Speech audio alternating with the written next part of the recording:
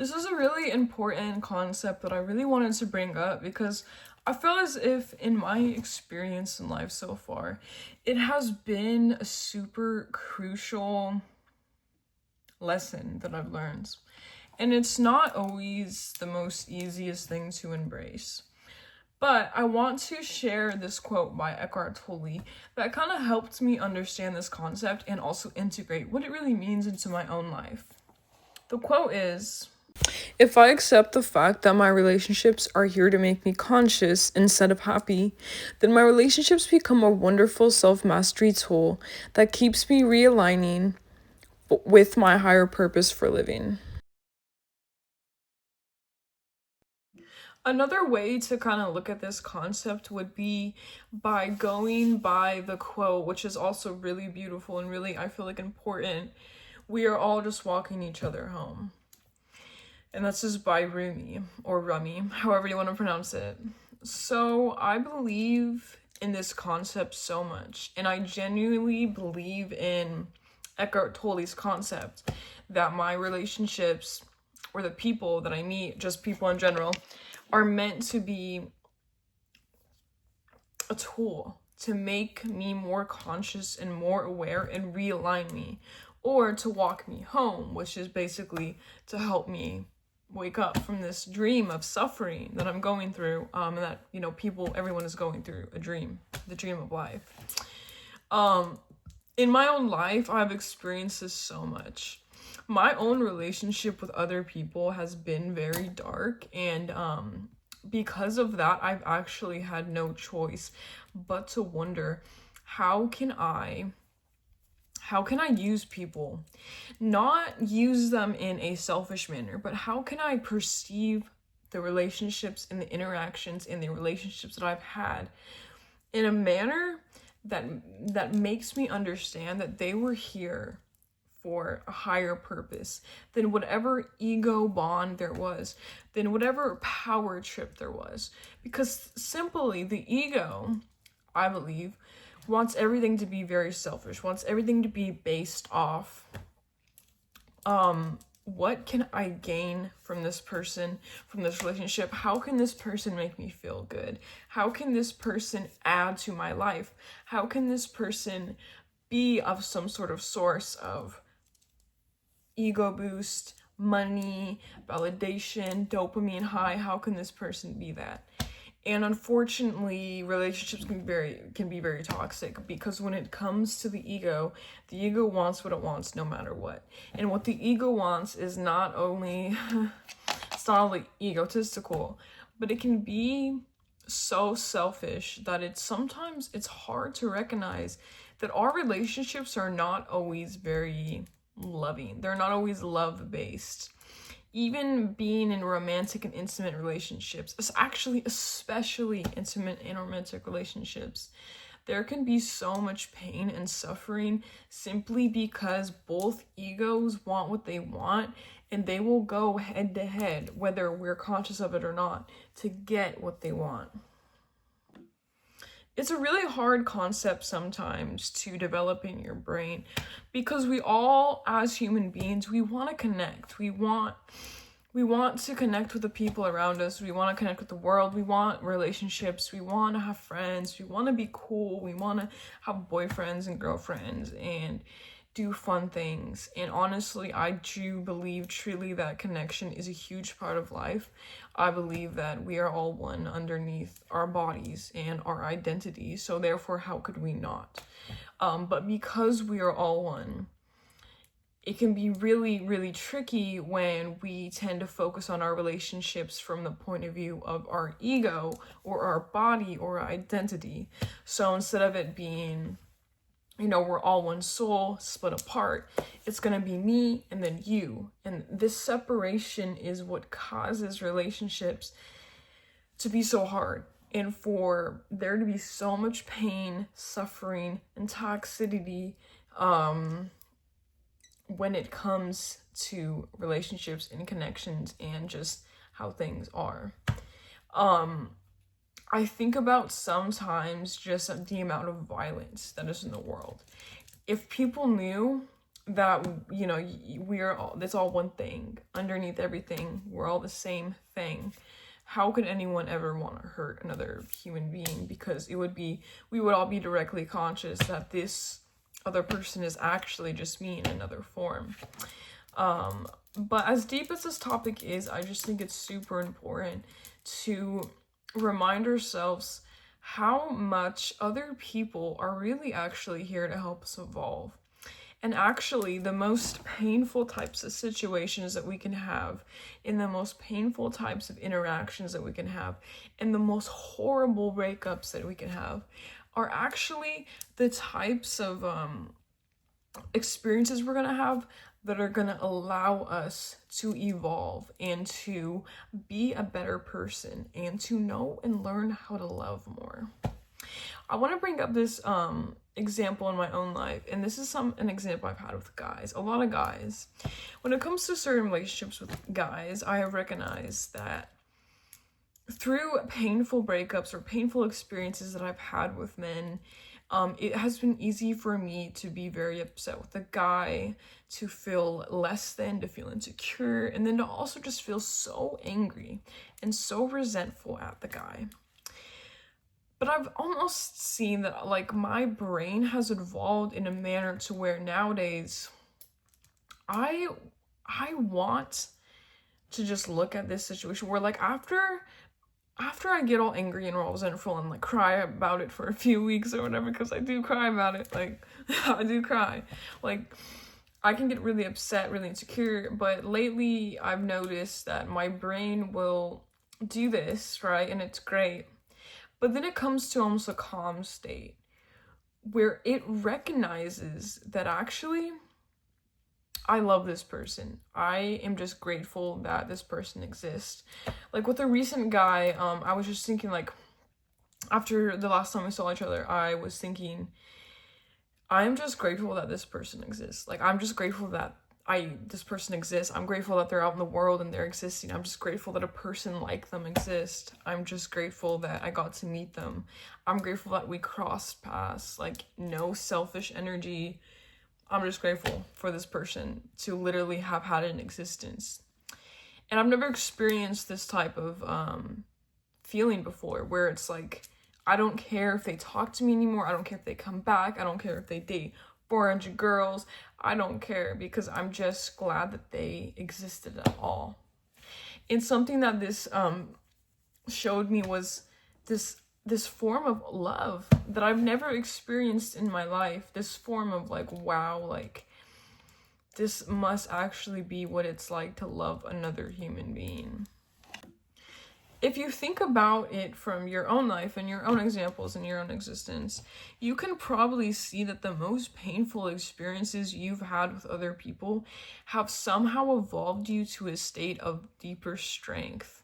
And I think that strength is a lot of what other people give us through the painful experiences that we have. And I'm not even saying that the other person had to have hurt you or done you wrong in some way. I'm just saying that because relationships, genuinely, especially intimate and romantic ones, can be so chaotic and stressful and, like, up and down so much, it can be so important to recognize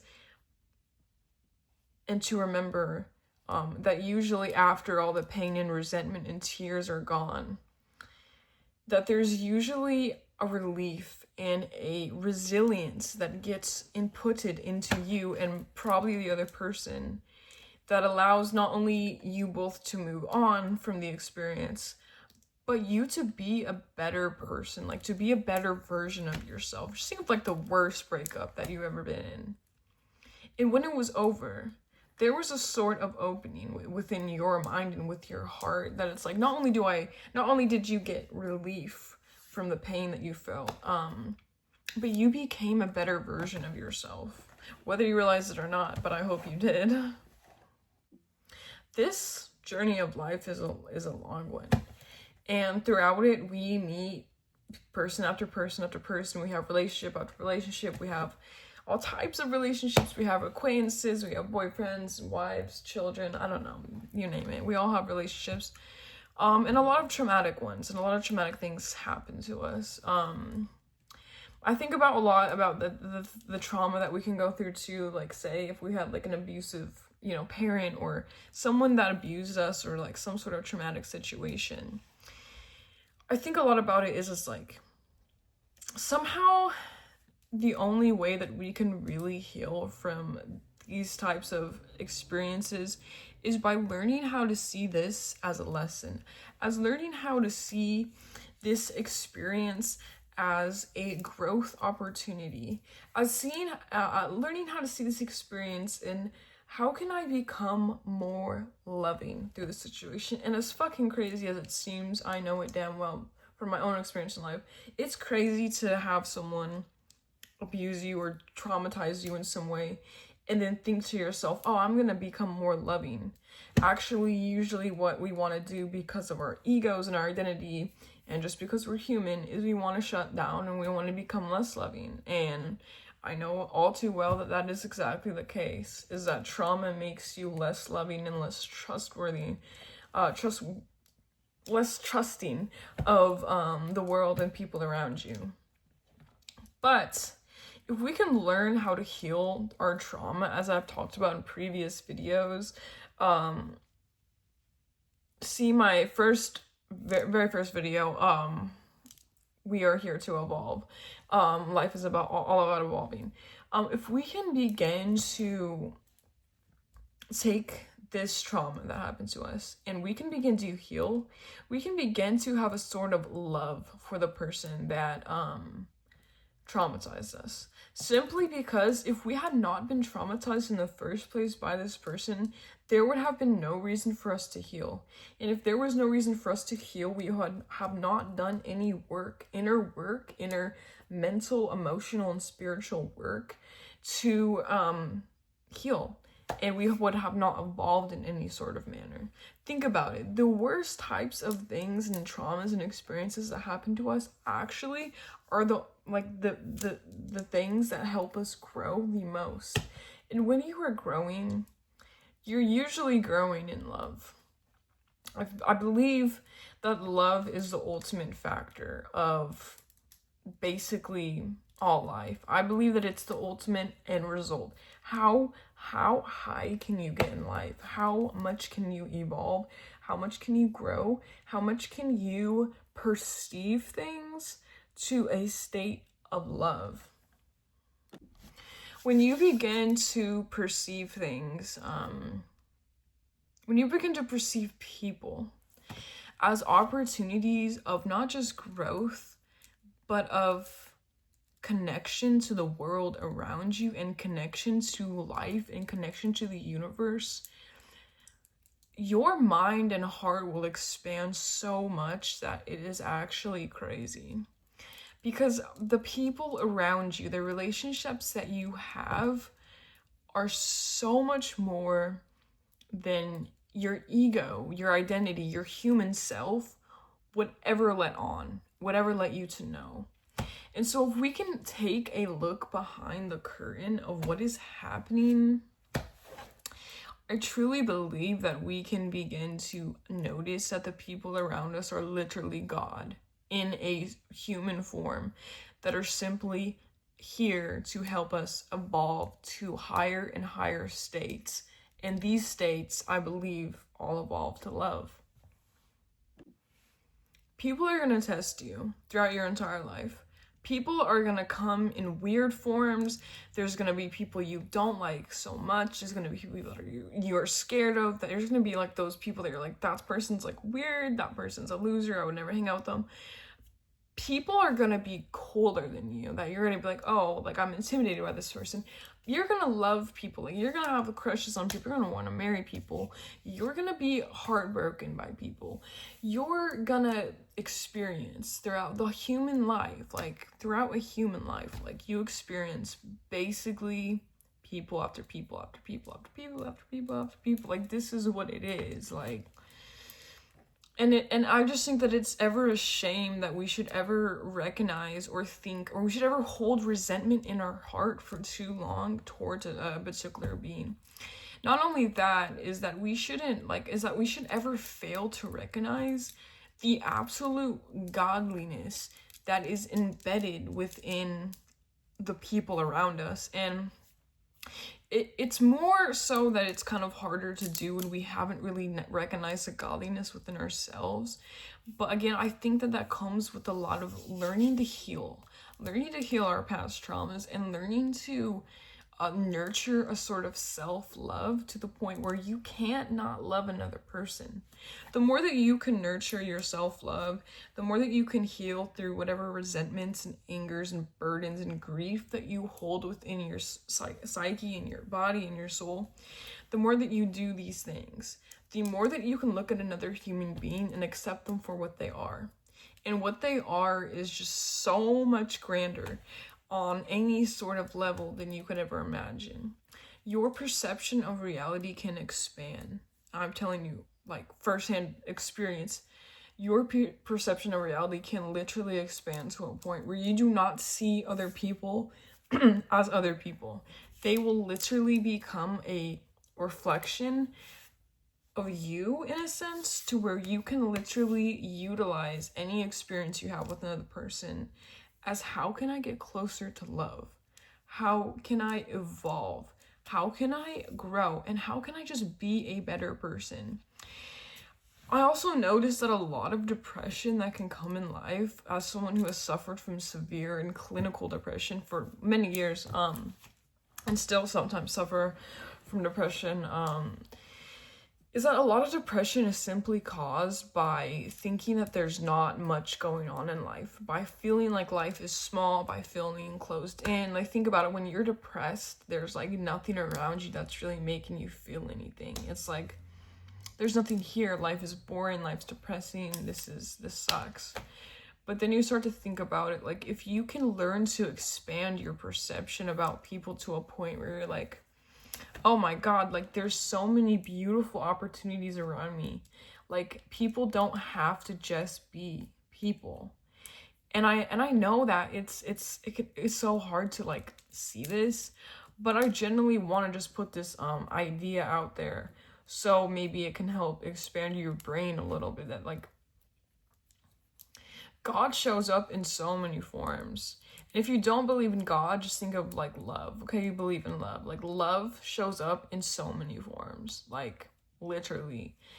And I believe that every single person is simply a manifestation of love. And love is brutal. Love is not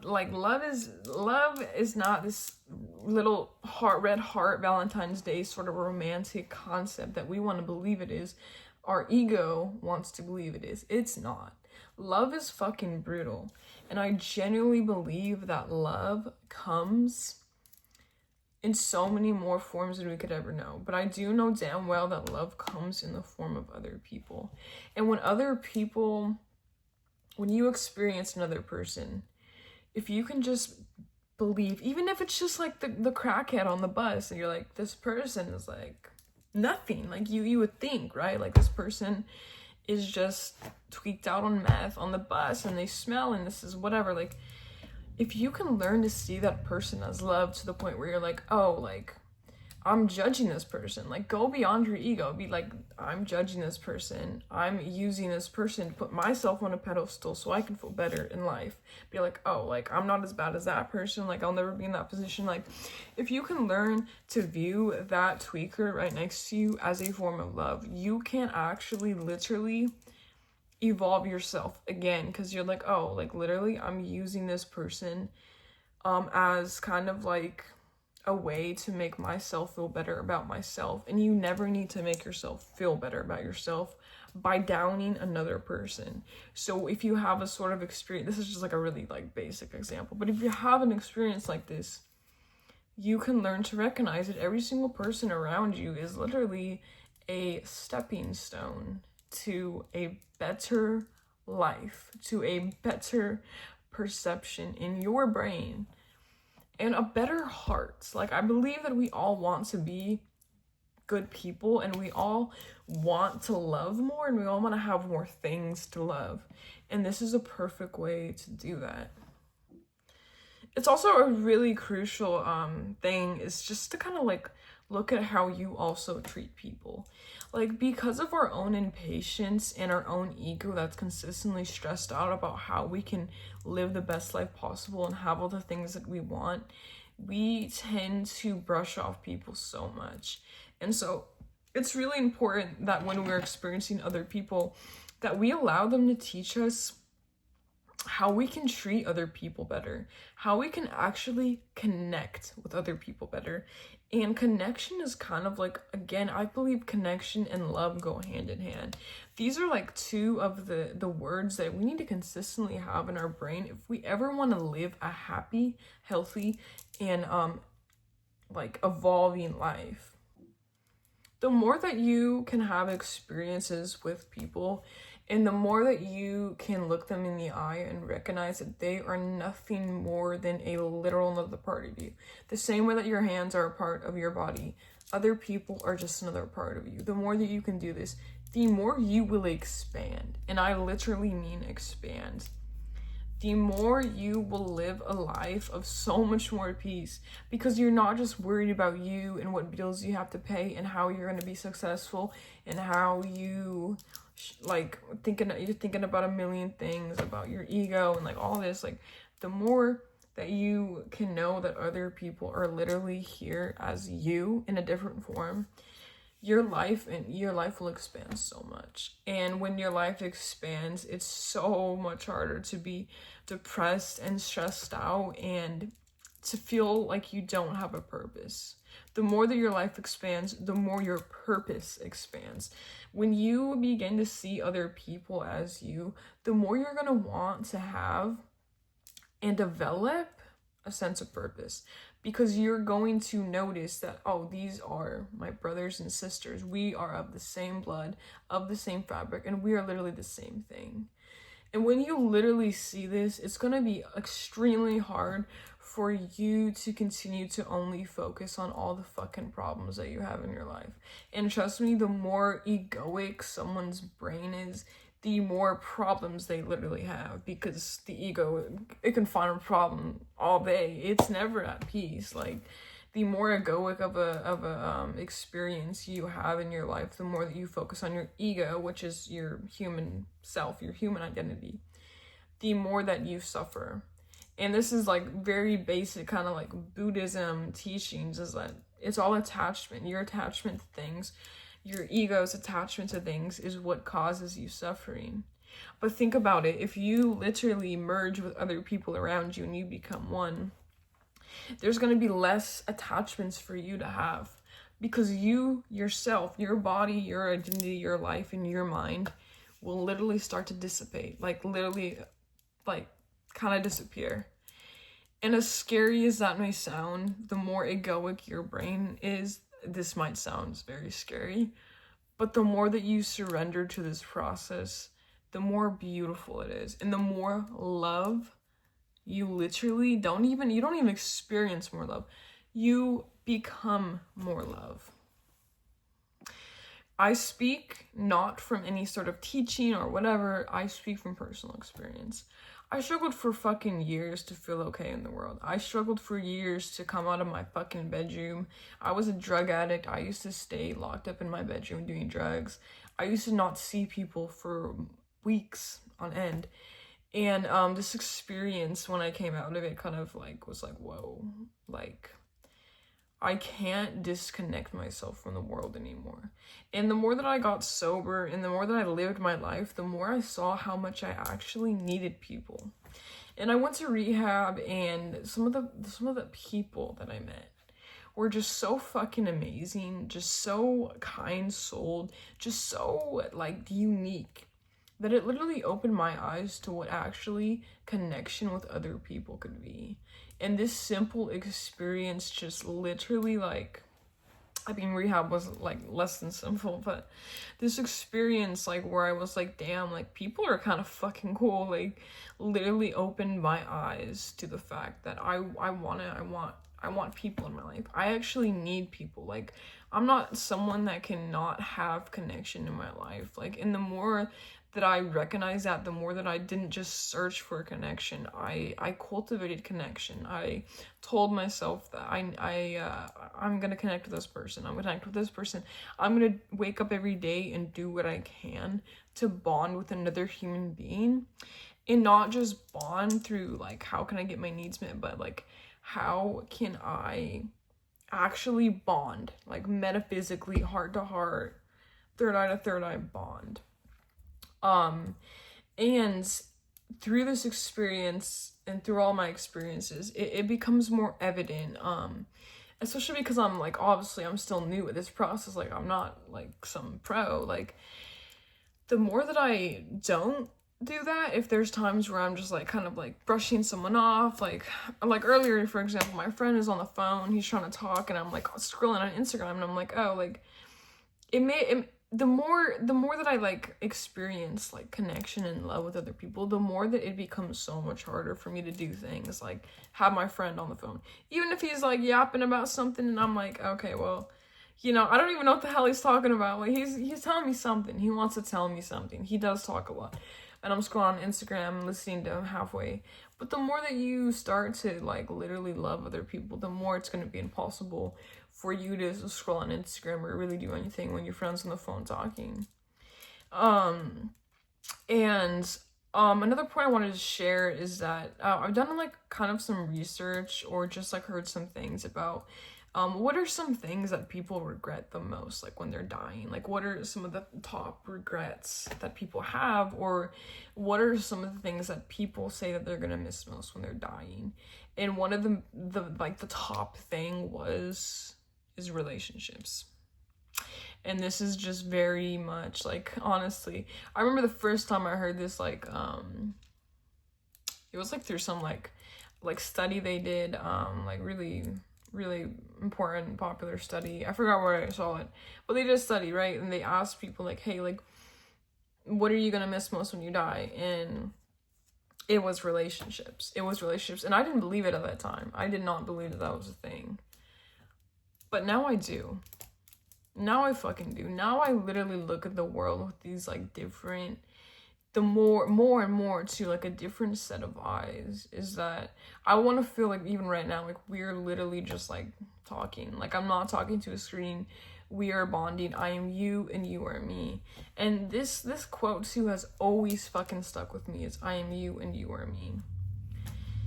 I believe that in order to relieve so much of your suffering, you have to start to recognize that other people are here strictly as a mirror. And they're here to show you every single thing within yourself that you need to see in order to ascend all the fucking bullshit that causes you to be in sorts of pain. And from the very bottom of it, I mean, even people that seem so unimportant, like you just passing by millions of people. Like today I was walking in downtown LA, and I'm just passing by millions of people, and it's like, it doesn't feel like any of these people have any sort of importance. But if I stop and talk to one of these people, that person is going to become a cornerstone of my life, whether I know it or not. It's everything. It's every fucking person that you have a sort of experience with. And even everyone, if I'm walking down that street and I really take the time to like sit down and observe every person, I'm going to somehow notice something in every single soul around me, simply because there is no difference between you and I. I am you and you are me.